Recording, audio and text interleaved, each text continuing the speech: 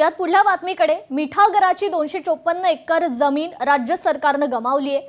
त्यामुळे सरकार हा खटला हरला कसा, असा सवाल खासदार संजय राऊतांनी उपस्थित केलाय। खटला हरल्यानं जमीन खासगी कंपनीच्या घशात गेली, त्या दोन कंपन्यांचे मालक कोण आहेत, असाही प्रश्न राऊतांनी उपस्थित केलाय।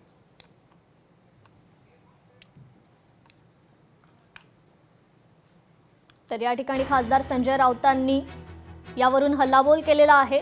सरकार हा खटला कसा हरला, असा सवाल त्यांनी उपस्थित केलाय। 54 एकर जमीन, कोट्यावधी म्हणजे हजारो कोटीची जमीन, सरकारी मालकीची जमीन या उच्च न्यायालयाच्या कालच्या निर्णयामुळे खाजगी व्यक्तींना देण्यात आली।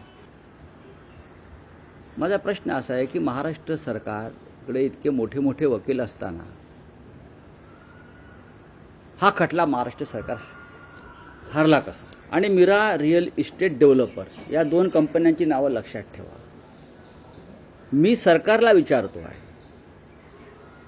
की या दोन कंपन्यांचे मालक कोण आहेत? ठाणे जिल्ह्यातील मुंबई लगत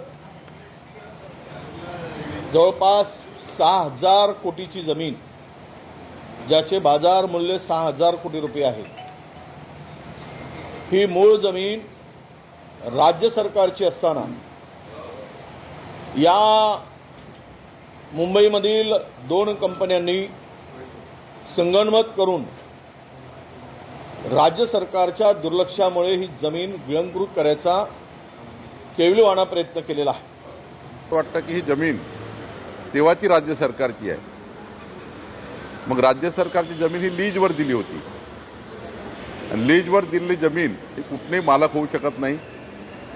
उच्च न्यायालयाने वारंवार आम्ही त्या ठिकाणी मांडलं, पण आमचं म्हणणं ऐकलं नाही। आम्ही आता सुप्रीम कोर्टात जातो आहे, पण ही जमीन शासनाची आहे।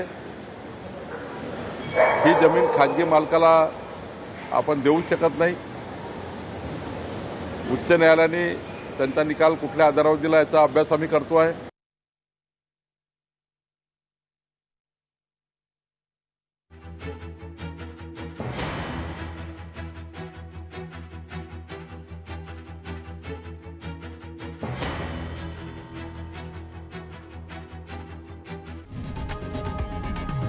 लोकशाही मराठी ऐका, पहा, जागरूक रहा।